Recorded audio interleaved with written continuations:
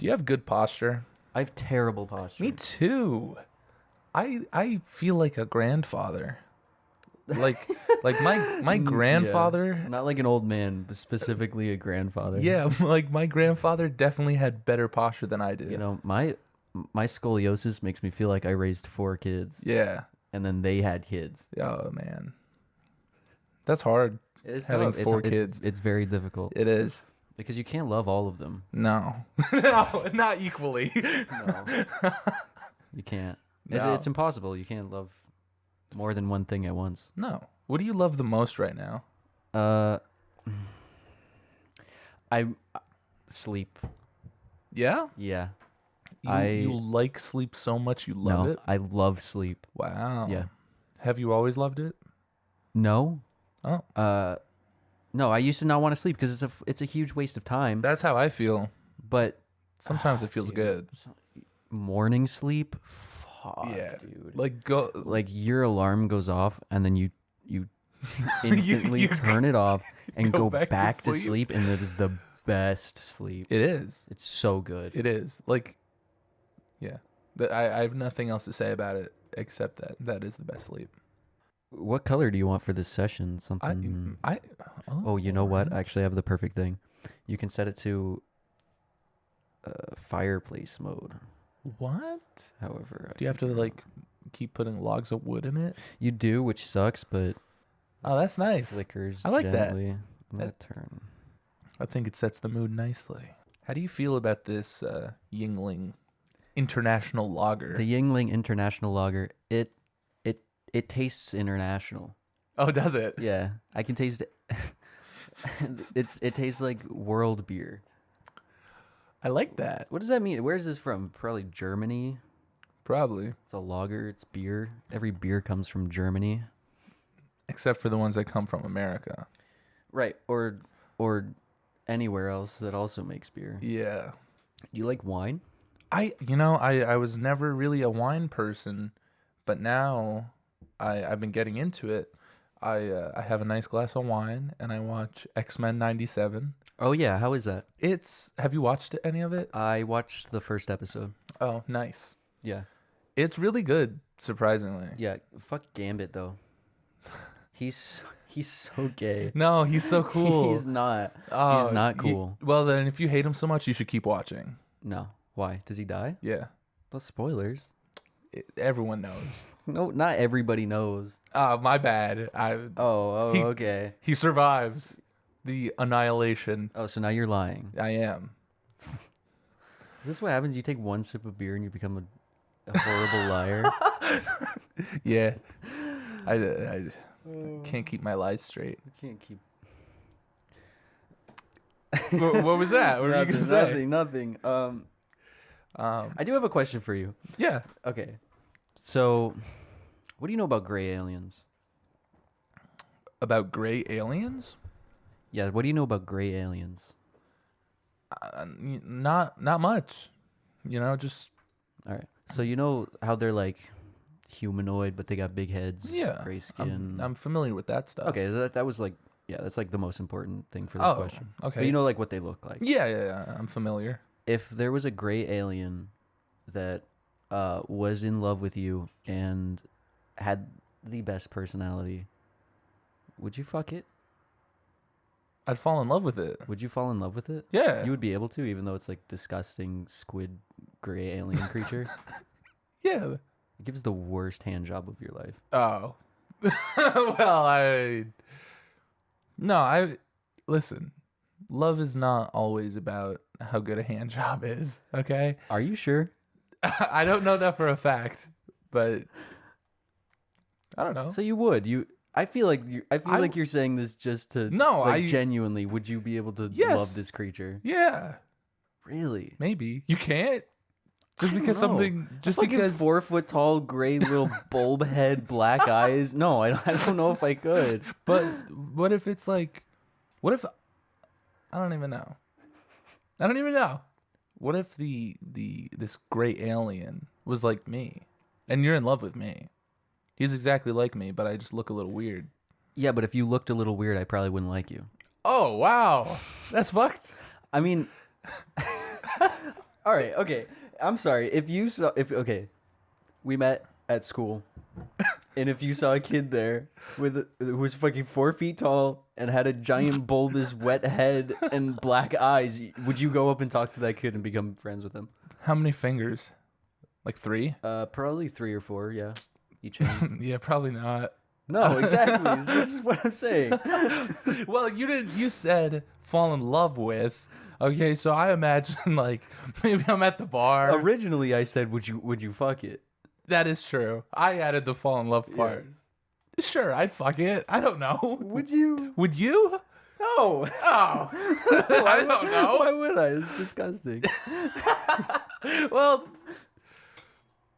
okay. I guess I won't fuck it. If it's I might. If it's you fucker. I changed my mind. I got up. I took a walk. I changed my mind. I might do it. Okay. Cause like, why not? Exactly. I did say it has a great personality. You did, but it gives horrible hand I don't know. jobs. How's the head? That's horrible. No, okay, but here's the thing: best blowjob, worst hand job. Yeah. Really? Really? Yeah. So you're gonna have a little 4-foot bulbous head, gray skin, fucking wet, droopy black eyes staring up at you, sucking on your dick. I can close my eyes. You can close your eyes. What? What do you mean? It casts like a brain spell over you. You have to keep your eyes open. Brain it's like spell? Yeah, I meant to say it's like mind controlling you. Do I have to look at it? I thought there was a spider on your mic. Sorry. No, it's okay. Is that a spider? Where? Oh, well, it moved when you moved. No, it's dust. Oh. It's cobwebs because this mic hasn't seen the light of day in ages. Oh, yeah, I forgot about that. This is the first episode back since 1984. I know. Man, When was that? Like a year ago? so long ago. So fucking long ago. Yeah, I was listening to our last episode that we uploaded, the Me too. Coming of Galactus, Yeah. where Galactus just came all over New York City. Drenched the whole dang city. He did. And we posted that 8 months ago. God damn. I know. We fell off, Vinny. We did. We fell off so hard. It's probably been it's been at least 8 months since we recorded. Yeah. Yeah, around then. Probably even longer because Yeah, we didn't put it out the day we recorded. You know? that is true. But even, yeah. And we have so many episodes that we haven't come out with. Yeah. Still have a lot of episodes where we don't have these mics. Why did we record like 30 episodes every time we hung out? Because by the last episode that we recorded, we were both so exhausted. I know. It was a terrible idea. Like, yeah. We'd have like the first 2 would be pretty good. And then the last rest one, would be like, we're sleeping. all right, well, Galactus is in this one. No, I think that episode was a good one. I really like the Coming of it was Galactus good. episode. I think Secret Invasion is my favorite of our episodes. Really? Yeah. I haven't rewatched that one. Really? Or listened to it in a while. It's so good. Is it? Yeah, we're so fucking funny in that episode. Oh, man. We have to, like, try and get back the magic, you know?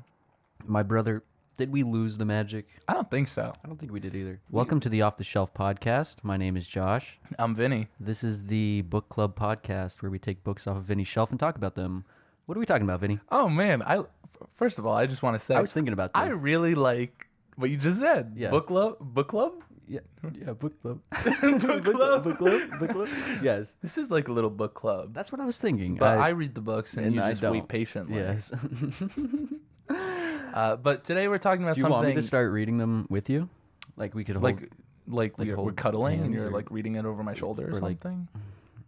Yeah, but I'm kind of slow. You'd have to wait for me. That's fine. I'll look at the pretty pictures.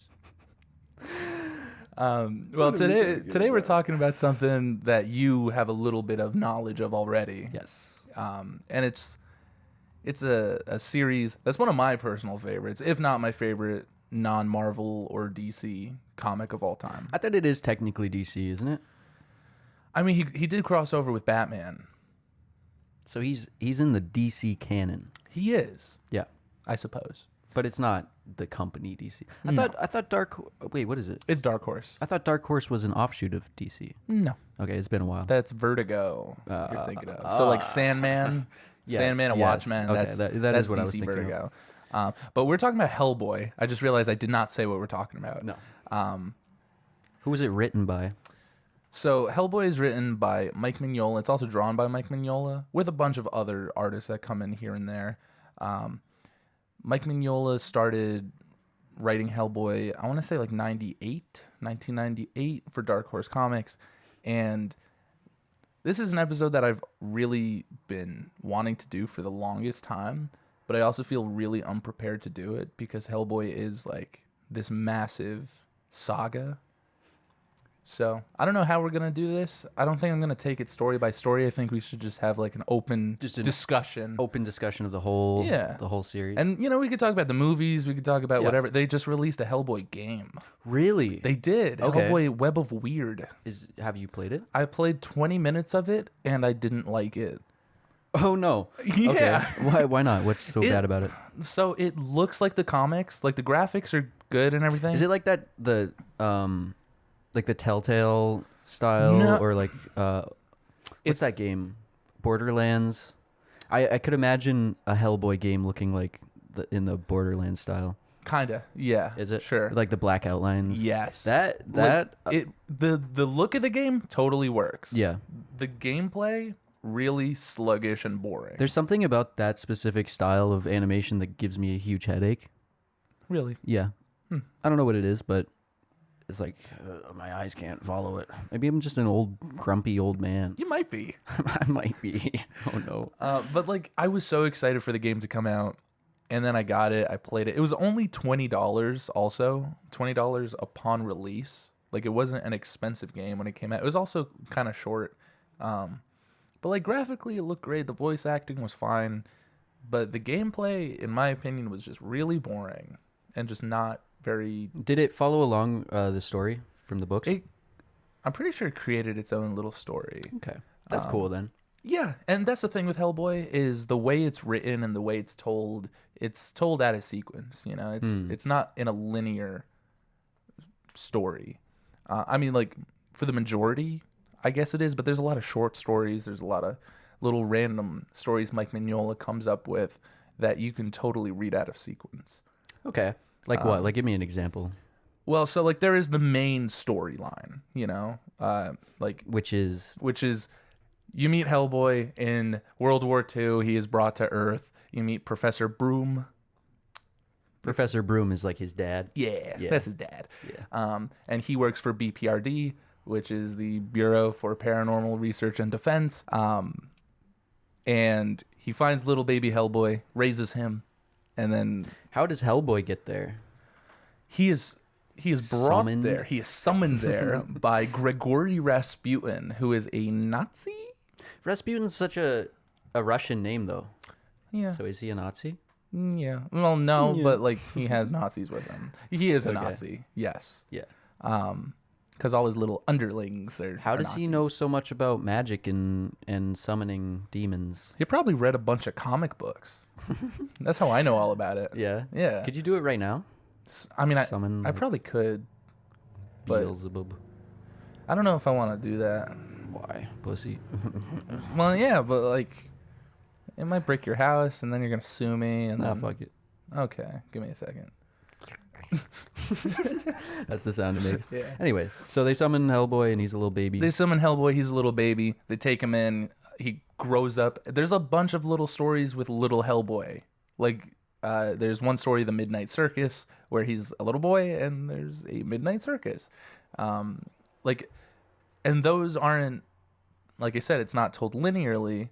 So that Midnight Circus run, yes, it takes place before the main events of the story, but it came out in like 2004 or something when the story began, or the original miniseries was. Whoa, you just turned the lights on Sorry. me. I didn't know it would be so bright. But no, you know what? Why don't you tell me what you know about Hellboy? That's my favorite part of the show. When I ask you, tell me everything you know about Hellboy. Well, you already said all the important bits. He's a hell demon from hell. He was supposed to be like the destroyer of everything, but then he turned out to be a cool guy who likes pancakes. That is very true. All of that is true. He has a couple friends. He does have a couple friends. Oh yeah, Abraham Sapien. yes, Yeah. Abe Sapien, the fishman. Who's the rock fella? That's Roger the Roger the Homunculus. Homunculus. He's my favorite character. He's fantastic. I love Roger. He is a sad character. Yeah. There's a whole bunch of stuff with him that is just like makes you want to cry. Did you cry when you read it? Oh yeah. No. No? No. Are you capable of crying? I mean, Are you capable of feeling emotion? I guess similarly to Roger, no. No. No. He's just stone cold, Just stone cold. stoic rock homunculus. Yeah, that's me. But That's what it says in my Tinder bio. oh, does it? Yeah, stone cold, stoic rock homunculus. Wow. Looking for I'd swipe a right. good time. Would you? Oh yeah. If you saw me on Tinder, would you actually swipe right? Well, I mean, yeah. Do you? So you see men on Tinder? You know what? That's where I thought this was gonna go. I Yeah. thought you were gonna. You didn't think I would? I don't know. You're always making fun of me. You're always doing something to make me mess up. I like making fun of you. It's how I flirt. I know. Oh, you're flirting with me. Of course. This, So, I just yes. want to say, like, this is the first time I've seen you in a really long time. It's nice. It is nice. It is nice. This is like the reunion tour. I know. This is off the Josh and shelf Vinny. podcast, The Return. It's so cute. It is. It's nice. I miss it. Me too. So Hellboy and his goons go out and what do? They solve crimes. They solve crimes. or paranormal Oh yeah, crimes. And that's one of my favorite but things. So Hellboy's got this big rock fist, yeah, but he uses a gun. yeah. Why? He's got a sword and a big rock fist, the fist of doom. Well, I mean, he uses the fist, but he's a gun guy. It's quicker. I guess it Yeah. fits his personality. Yeah, and like something I think is interesting about like I just recently rewatched the Hellboy movie. Which one? The new one or the old first one? We with watched Ron that Perlman. together. Yeah. Yeah. I really Like like last that year. movie. Yeah. I really like that movie. I still think it holds out. I like Ron Perlman as Hellboy. I do not like the remake at all. What is it about the remake that you hate so much? It's just a mess. Like the first movie with Ron Perlman, they follow the main two first story arcs in Hellboy: Seed of Destruction and Wake the Devil. It's mostly Seed of Destruction because they have Grigory Rasputin, summons Hellboy, BPRD, Abe. They do it well. I think he's really cute in that, even though some of the CGI in that movie is not ideal, but No. even still, it fits the time, and I think it's cute. It does. Like little baby Hellboy, that CGI is horrible. It is horrible, but it's endearing. They try, There's something about and they it. do like the That was like a Jurassic Park thing, right? Where they use like rain to cover up shitty CGI. I think so, yeah. They do that, and it helps. Oh, yeah. I think it's cool. I think it's cool, too. I don't, like, if a movie has bad CGI, it's fine. It really doesn't get me that much, but No. As long as it's, like, conveying something epic or as long good, as if it supports the story, then Yeah. no issues. Yeah. Plus, there's, like, a lot of things in that movie that are not CGI, like Hellboy and Abe. They do a lot of cool prosthetic work. Mr. Doug Jones. Yes. He knows what he's doing. He's Doug a great Jones, the contortionist. Oh yeah, he's a great little fish man, and he's a great so Silver Surfer. disgusting. Yeah, I love him. I have his autograph. I've told you this. You but have? I do. Yeah, in our last episode, you mentioned it. Yeah, really? Yeah, and fantastic. And my favorite Well, 'cause part, Silver Jason, Surfer's in that. Yeah, Jason said, "Who's Doug Jones?" Did he? Yeah. What a what a guy. What a silly fella. What a silly goon. So the Hellboy movie does a lot of things right. Like they show how he's brought to Earth. They have Rasputin.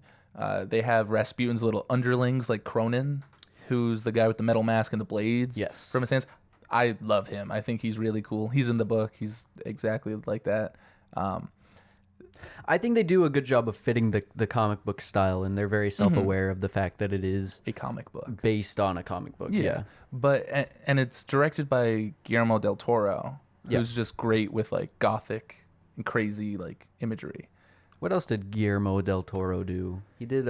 He did. Did he do The Shape of Water? He did. Yeah. That also has a fish man. Also has Doug Jones. as a fish man. Yeah. He did. He's got Pan's some Labyrinth. He's got some like Doug Jones fetish. He must.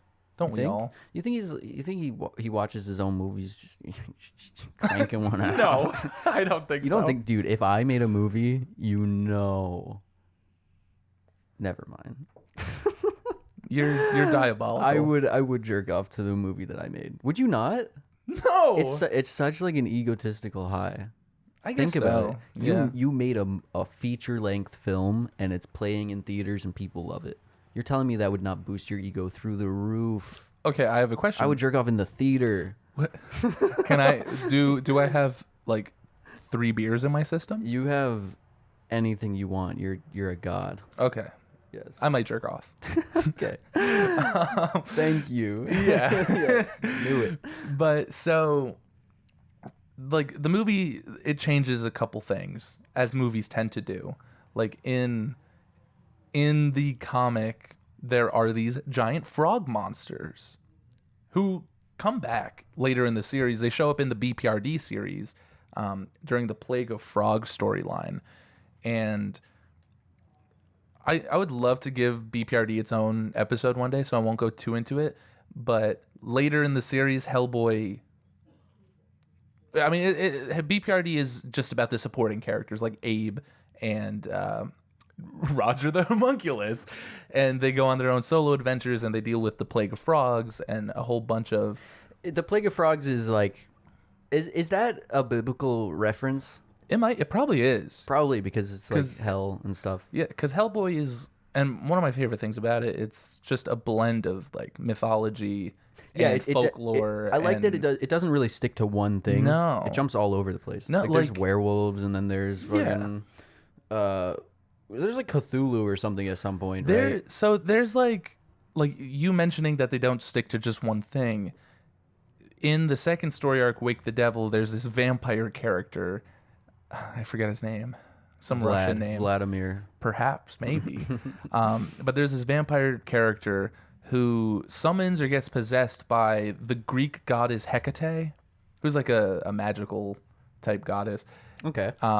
And they tell Hellboy more about his destiny to bring about Ragnarok, which is Nordic. Which is Nordic, yes. So Greek goddess talking about a Norse mythology, like it's to a vampire, to a demon. Like it's just a huge mix of everything that is cool and everything that you want to read in a comic. All mythology and then like Lovecraftian exactly horror. It's crazy. It's and awesome. As a guy who loves Lovecraft and horror and different mythologies, it is just the perfect book. Did you read that that Lovecraft compendium? I did. Was it good? It was wonderful. I mean, wonderful in like a scary way. You know? Yeah. Did you get spooked from it? No. You weren't like... I wasn't like, oh my god, I gotta turn the lights on. And the color is going to get me. Yeah, the color out of space. The color out of space is going to enter my room at night. Oh no. No, I didn't. I didn't like, fear. oh, Cthulhu's in my bathtub. Or oh, like no. the mouth of madness. I don't know about that one. Or mountains of madness. Mountains? Mountains? Mountain of madness? I don't even two remember. Very different things. I know. The mouth of madness. See, if I had That's 3 you. beers in You're me, the mouth then of madness. I am the mouth of madness. But it's just a great blend of different mythologies and religions and folklore. Because there's characters like the Baba Yaga, who is, I forget what type of folklore she is or myth she is. But she is this crazy old witch troll like woman who kidnaps children and has like a house with chicken legs. Like, that sounds like something Germany would come up with. It might be. Are you looking it up? I am looking it up. Baba Yaga. Or it might be Russian. I don't remember. Yeah. Is Baba Yaga Russian or Ukrainian? Oh, Russian. Okay. Russian. Okay. Yeah. Well, it's folklore of Russia, Ukraine, and Belarus. Oh. So she gets general... around. Yeah. Yeah. Oh, she gets around. Oh, yeah. What do you think? Is she hot? No. No? She's scary looking. Like, I think a gray alien is definitely a little more A attractive. little more effable. I suppose. Yeah. I This bet is the Baba Yaga disgusting. gives We're crazy terrible hand people. jobs though. You think? Maybe. What makes you think that? I don't know. She She'd just be got stealing something about her. children, Vinny. Don't make it sexual. You're you right. She's a bastard. horrible person. Yeah, she's a She does whore. horrible things. A horrible person. But just a lot of different mythologies, and then all the different characters that get introduced. Like Hellboy himself is such an interesting and not convoluted character because he's very simple, But complex. but complex. Yes. Exactly. So, and something that the movie changes about Hellboy is in the movie they say that he's like a teenager or like barely in his 20s or something, which I think is really interesting. But he looks like he's 45. But he looks like he's 45. Yeah. In the comics, he is like 50. What is the point of that? Why even change it at that point? I have no idea. Maybe to explain why he is a little foolish and silly in the movie.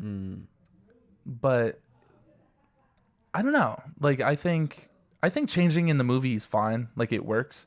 But in the comic, like it definitely gives the comic and the movie a different feel. Yeah. When you know that this character is, at the beginning of his 20s or hitting like a midlife crisis. Yeah, it definitely changes the perspective on the character. Exactly. And like And which yeah. do you prefer though? I like the when he's in his 50s. Yeah. Because at the end of the day, Hellboy is a story of like a man in his midlife crisis era who is just working for that hourly fucking 9 to 5 job. He just happens to have a job where he fights demons and shit. So he's just there for the paycheck? Well, no, I mean, Does he get paid? yeah, probably. I don't know. There's something in the Well, it is movie a where he's job. like not allowed to go out, right? Yeah, the thing is, like the comics, they don't really show Hellboy hanging out in like Jersey or anything. Like he doesn't really go to Thank a God. city. Well, yeah, Yeah. but he never really goes to like a You city. never see him or, just like going out getting a hot dog. no. But Because the areas he goes to are like these mythical, Yeah. grotesque villages. Like the ancient graveyard. Exactly. Yeah, whatever. Like he doesn't have time to stop by like ShopRite, IHOP. IHOP. Yeah, But he would, right? He loves He- pancakes. Oh yeah. Yeah. But I mean, Professor Broom, his dad, probably makes the best pancakes in the world. I bet he does. Yeah. I bet he's got the ancient secret fucking recipe for making pancakes. Oh yeah, The no fucking doubt. Baba Yaga pancakes. Yaga pancakes. That should be the name of this Nestled at episode. IHOP. Yes. But and Professor Broom is in the movie. Professor Broom. Yeah, or Brutenholm. Oh, But they just Bruton. Brutenholm. Broom. Brutenholm. I know, but Professor Broom. Broom. Yeah, that's what they call him. Why? Cause he be sweeping up after everybody. Cause he be cleaning up after mistakes. Yeah, He's Professor Broom. he is. That sounds like something they would call a Pokemon professor. Professor Broom. Yeah. Yeah. But in his role in Hellboy's life in the comics and in the movie is also very different. Like in the movie, he's there for like the majority of the movie, and then he's killed like halfway through or towards the end of it. To add more emotional stakes to it. In his dad dies in like the first issue, like the opening to Hellboy. Professor Broom is killed by these frog monsters. But it's because the story is told out of sequence. Right. You get like there's Hellboy and the BPRD like 1959, or they go back even further where they show Professor Broom as a young man who's first starting out in the BPRD. Which are liberties that you can take in a book. comic, that, exactly. Yeah, but are more And difficult. you only got than 2 hours for yeah, a movie. exactly. You do what you can. You gotta take some breaks. Yeah. But like I really like what they do with him in the movie. I like their relationship in the movie. I also really like the actor they got for him. I think he does a great job. He looks just like him in the comic. What's his name? The actor? Yeah. I don't know. Fake Oh. fan. Name 3 movies he was in. Ah. Hellboy 1, 2, 3. No. And Hellboy 2 is interesting because I don't know if I've seen that one. it is not based on any comic. It's its own story, Okay. which works because Hellboy, there's like all these infinite eras of Hellboy that you could tell any story you want, really. And Mike Mignola helped with the movie also, so That's cool. yeah. I always love that. Me too. Did he help with the first one? Yeah. Fantastic. Yeah. I think if you're gonna make a movie about a book, you gotta have the author have some sort of say in it. I agree. Like Todd McFarlane, Todd McFarlane Spawn. I do, yes. He wants to direct the Spawn movie. He should not do that. He shouldn't do that because does he have any directing experience? None. Yeah. None at all. So terrible idea, but he should be there when they're making he it. should, yes. Have his insights because he knows that character. He knows the character better than anyone else. Exactly. Yeah. It's his intellectual property. Exactly. But he's not a director, so don't let him do that. Yeah. Didn't you tell me that once that that he owns Spawn? Yeah. As a character? Sick. Yeah, because everything that a writer creates for Image Comics and Dark Horse. So Mike Mignola owns Hellboy. So if anyone else wants to use Hellboy, they have to ask him. And he could say no. And they just have to fuck off. And be like, oh, okay. I guess I'll come up with an original idea. Yeah, right. They're gonna go big Batman again. Yeah. They're gonna make another fucking Superman comic. They're gonna kill him and bring him back. Oh, and, yeah. Comics. They're silly. Anyway. And, like, Hellboy... So, not only is it a mix of mythologies, but it's also kind of a mix of, like, comics as well. Or, like, a lot of comic archetypes...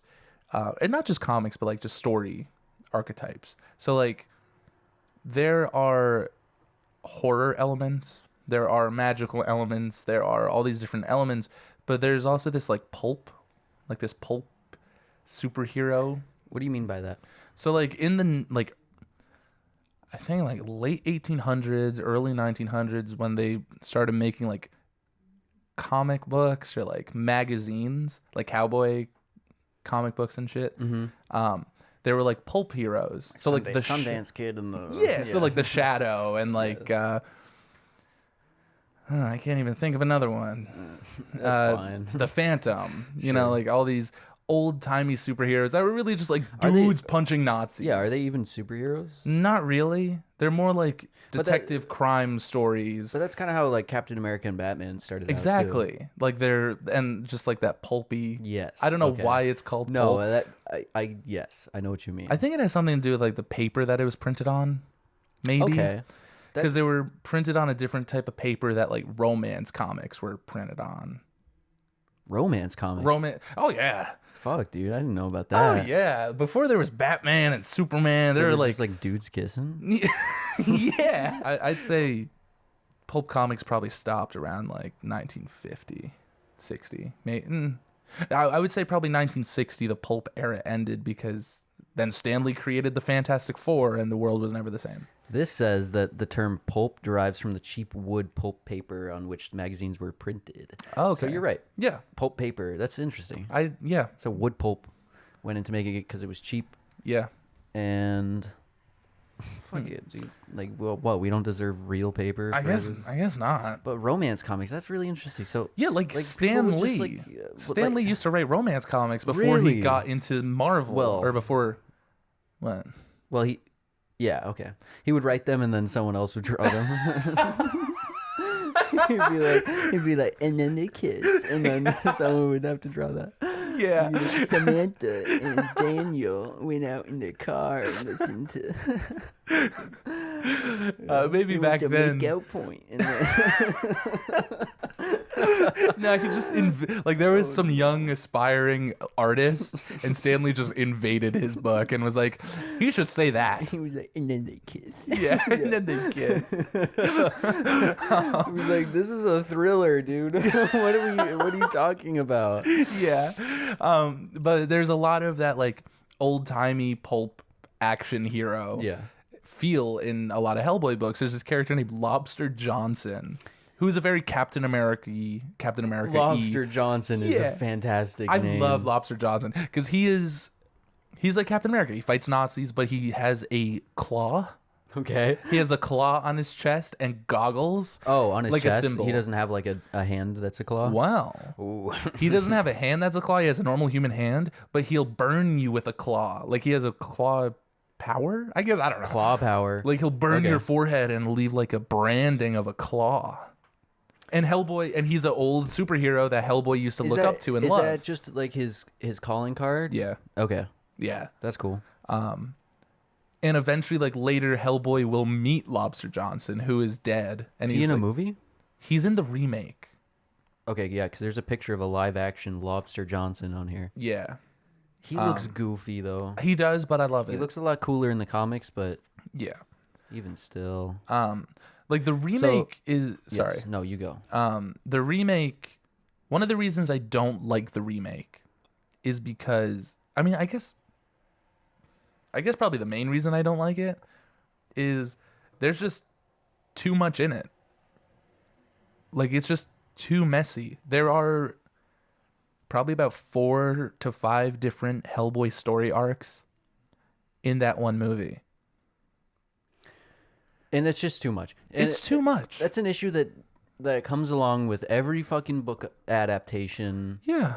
And Like, nobody can get it right that you just can't do every book in one movie. Exactly. Like in that one movie alone, they do like Hellboy in Mexico, and they do the Wild Hunt story where he's fighting giant trolls or giants, and then the Baba Yaga's in it, and like the Blood Queen is it, and it's just too much, you know. And they introduce a lot of Hellboy lore, like him being a descendant of King Arthur and being able to wield Excalibur, which is something you learn way deep into the Hellboy story. But in that movie, they're like, we'll just shove it in the movie. I always wonder what that is, like, because one book alone is independent enough to be its own movie. Oh, yeah. It's a full story. Yeah. I don't get it. I don't get it either.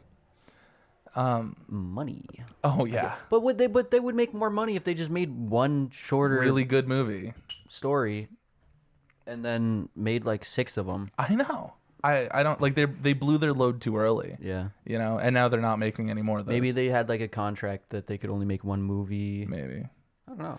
I don't know either. I don't know enough about how things are made to really put real input into this.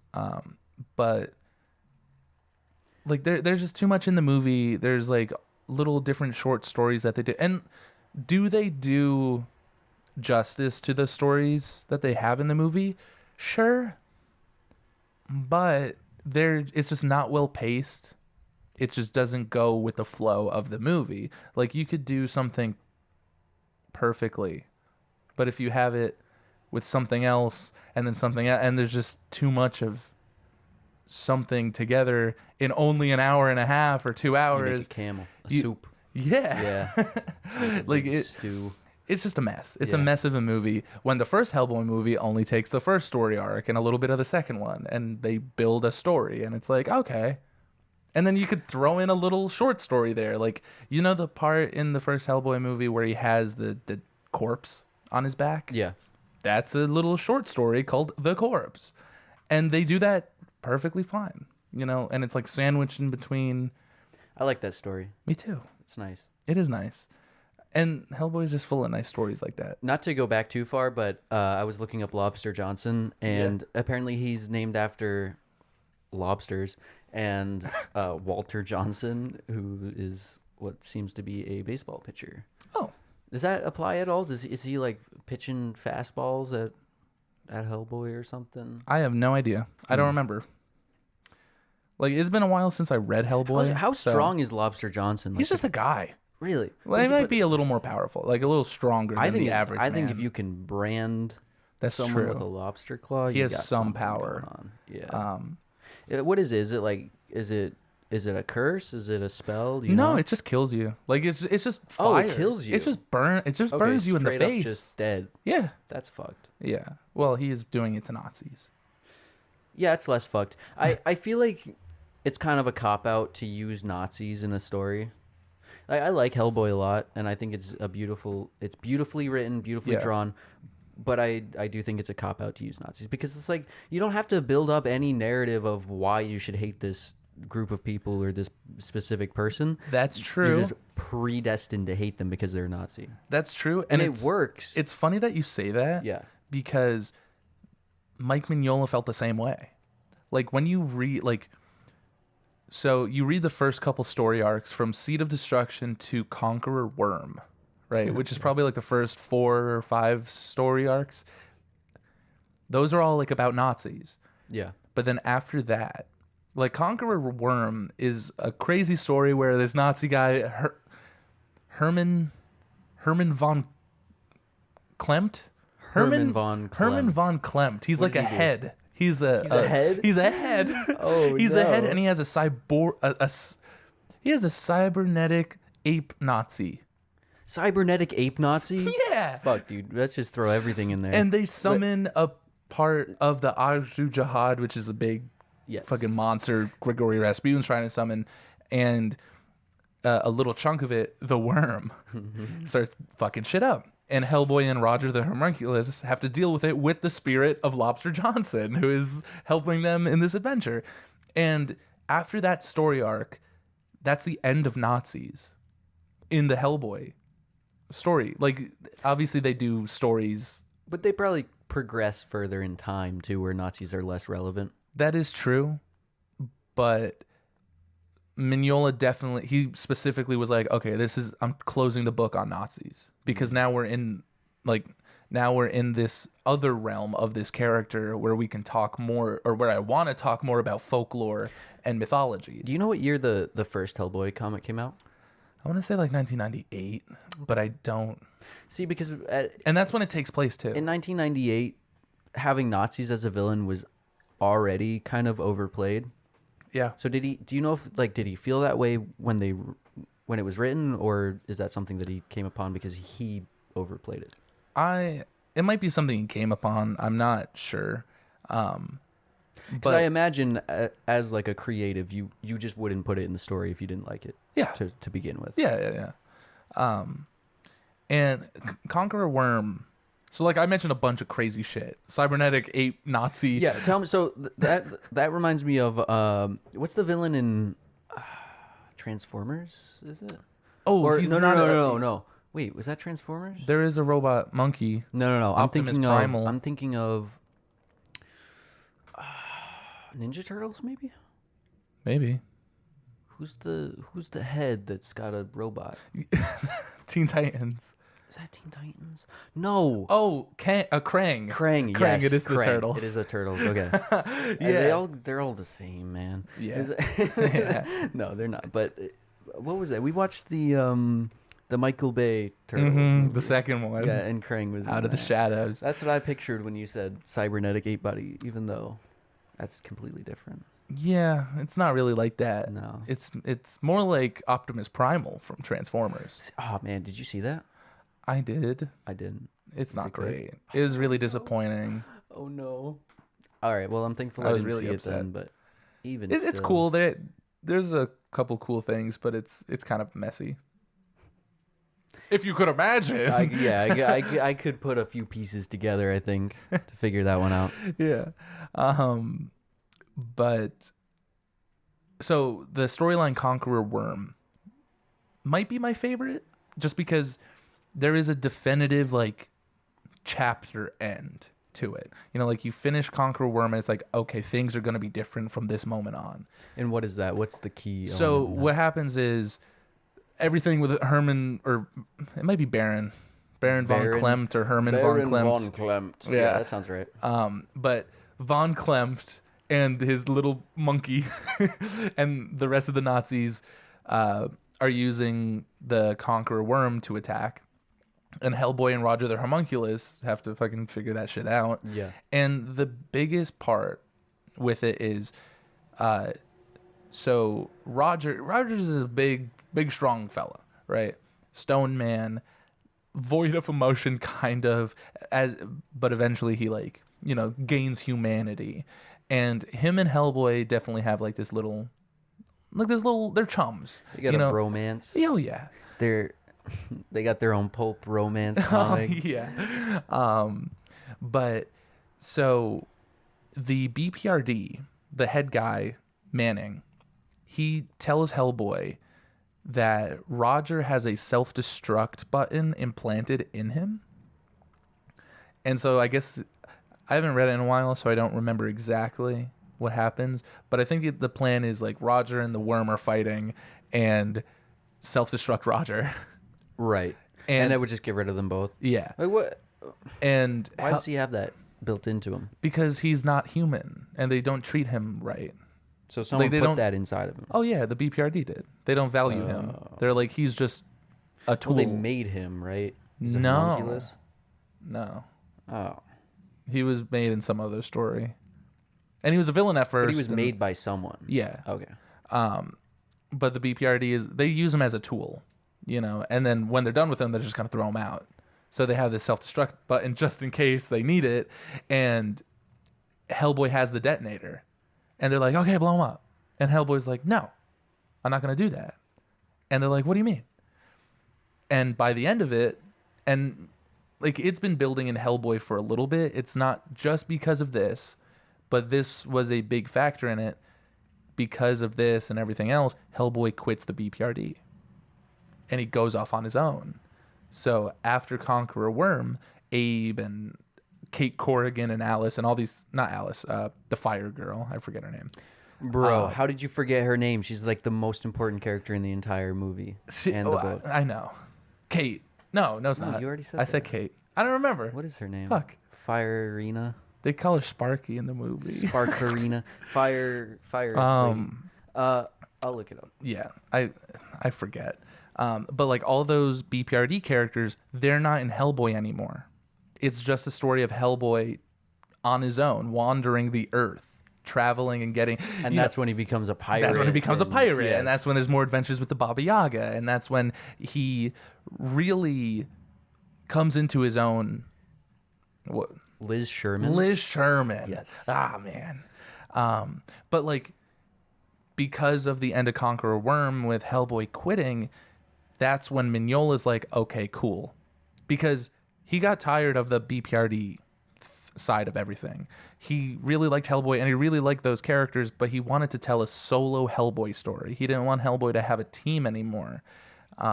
So splitting them up and giving BPRD their own book, in my opinion, was a really smart idea. Because I really like Abe, I really like Liz, I really like Kate, I like Johann Kraus and Roger the Homunculus and all these other characters that get introduced, but they are overshadowed by Hellboy, obviously. So when you just have a book about Abe and about all those other characters, you really focus on them. And then you read Hellboy and you really focus on Hellboy.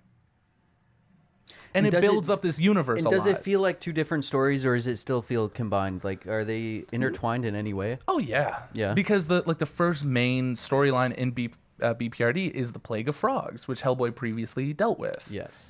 And like, it's just really cool to have Abe in the spotlight, or all those other characters in the spotlight. And Abe will get like his own solo book, and the Mignola Hellboy universe is so big, like. There's Hellboy and there's Abe Sapien and there's BPRD and there's Witchfinder and Frankenstein and like all of these other books that aren't tied together, but they're in the same universe. Yeah. And it gives it this real like Mignola did some crazy world building for this. And it's just great. It's a great universe to get involved in. And the more and more the Hellboy storyline goes on, you really get more into his character. And you could look at any of these books. They've just been sitting here. I'm going to look through some. Yeah, go ahead. There's more on the floor. Those are books of the short stories. You know what's funny? What?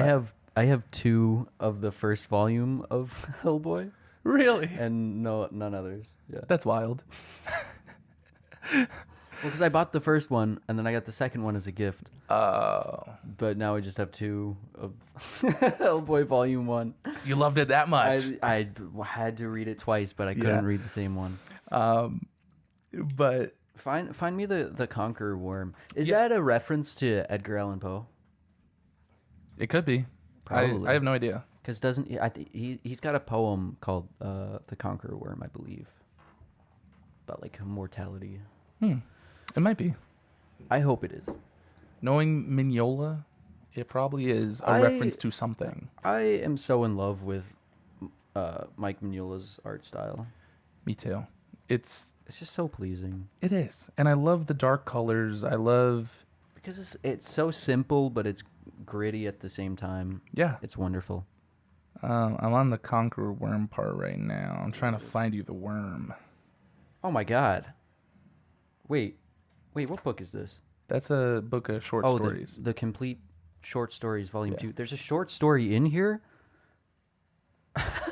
where Hellboy fucks a gray alien.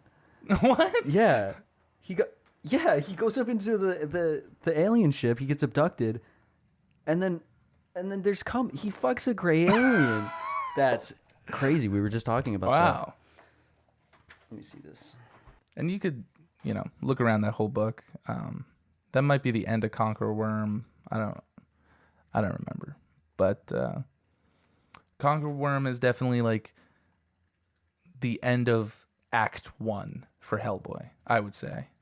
Because then you get him, with the pirates and mermaids and the Baba Yaga and all these other stories. Not to be like that guy, but yeah. What is that response? I just know you are gonna be that guy. Okay, what do you think I'm gonna ask then? If I would fuck a mermaid or something to do with sex with a mermaid? No, but it does have to do with sex. Does Hellboy ever have sex? Oh yeah, Hellboy falls in love. He does. He falls in love with this woman named Alice, who is in the remake. Doesn't he? I thought he was in love with Firestarter. That's just the movie. Just the movie. Just the movie. They're just chums in the book. But I do like their relationship in the movie. This worm is pretty cool. Have you read or watched Dune? Oh, yeah. Yeah. Yeah, I haven't, but I know about it. I know there's a big worm in it.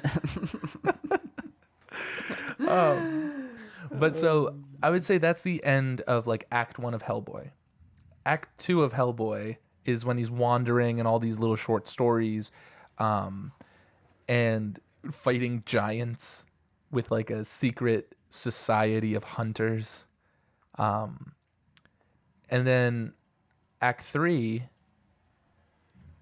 I would say, is like the stuff with, what's her name? She's like the Blood Queen. Nimue, maybe? Nimue? I don't remember. The Blood Queen? Perhaps. She's the villain in the remake. She summons a bunch of monsters and attacks England or something in the movie. What? When does he go to Norway? I don't know. It says, Hellboy, you failed in Norway. Oh, after Conqueror Worm. Okay. Like there's so many different little fun. There she is. There's the Baba Yaga. That's the Baba Yaga? Yeah. Yo. Oh, brother. Yeah. She's got. I'm not gonna even say it. She has fat knockers. That's what it is. She does. Why did they give this disgusting beast the fattest titties? Because they want to torment you. They want you to feel a certain type of way. They want you to feel conflicted. Exactly. Yeah. Because these books are written for horny young men. Of course, yeah. All comic books are. That is kind of true, huh? Mm-hmm. Or at least most. And then of them. old like pulpy romance books are written for like but... horny women. Really? Probably. Or I men. don't.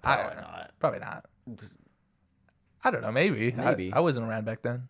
I wasn't reading them. No, but you should get some, and we'll talk about them. Or I'll just find them on the street. Oh, okay. I'm sorry, mister. I have every fucking comic in the universe on my shelf. My apologies. How do you not have any? I don't know. It's like if it's the origin they've probably of comic all books, disintegrated. Okay, they were made in like 1896. With the cheapest paper they could find. Yeah, you're right.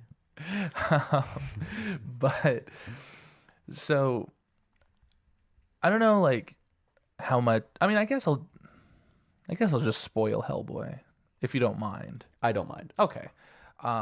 So like the beginning of Hellboy, you find out that his real name is Anung Unrama, and Rasputin wants to use him to bring about Ragnarok and end the world. Yes. Hellboy, and he grows big old horns. Yeah, and then he rips them off. And why does he do that, Vinny?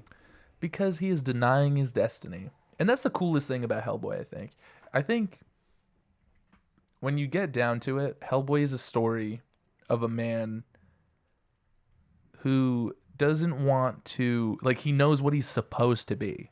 He knows he's supposed to end the world. But He knows that from the get-go? well, yeah, everyone tells him. Okay.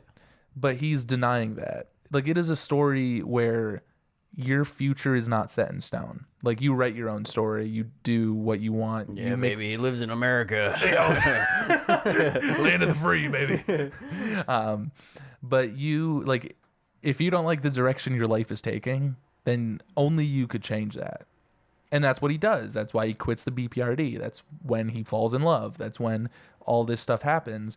And he finds out that his mother was like a witch and his father was a demon, supposed to bring about the end of the world.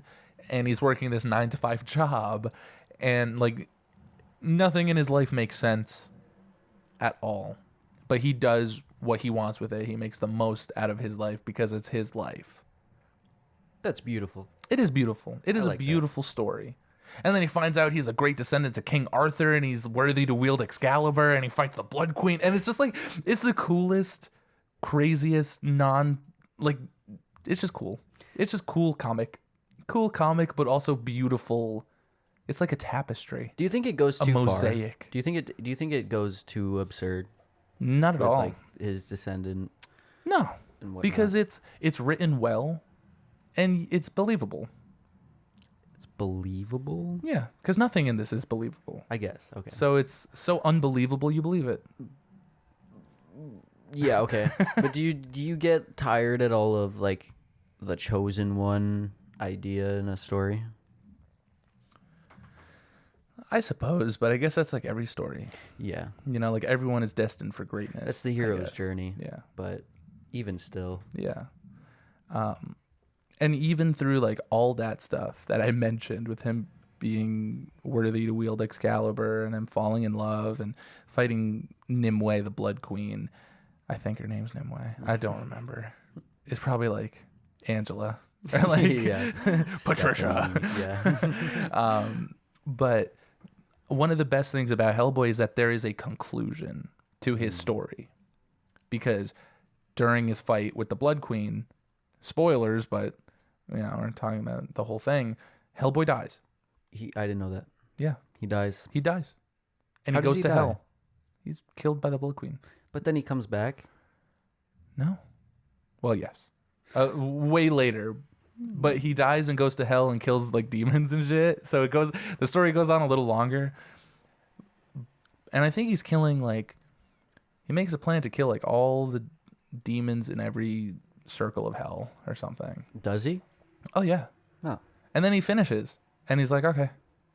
Yeah, he comes all over the place. He finishes. He fills hell.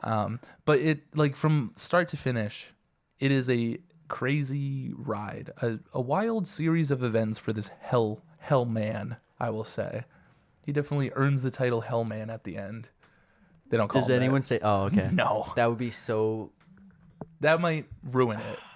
I can't tell if that would be cringe or if that would be pretty epic. I think it'd be cringe. You think so? Feel like- if they were like, "You're no longer Hellboy, dude. You're Hell Man. You made it out." I wouldn't like that. It doesn't matter. It's such a small thing, but But he frees everyone of their sins. sure, yeah, you could say that.